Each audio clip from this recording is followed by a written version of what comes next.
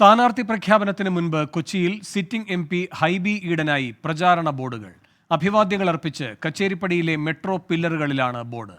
വിനിത വിജി ചേരുന്നു കൊച്ചിയിൽ നിന്ന് വിവരങ്ങളുമായി. വിനിത, അനൌദ്യോഗികമായി ഹൈബിയുടെ പ്രചാരണം തുടങ്ങിയെന്നാണോ കരുതേണ്ടത്?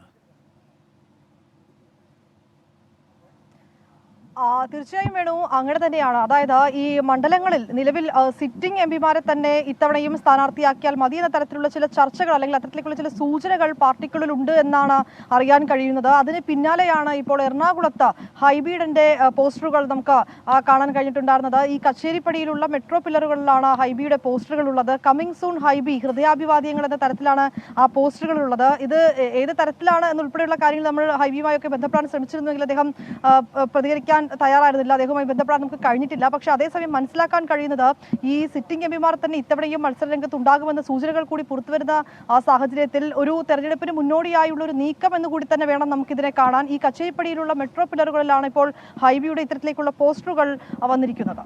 വേണോ? വിനിത വിജിയാണ് കൊച്ചിയിൽ നിന്ന് വിവരങ്ങൾ നൽകി.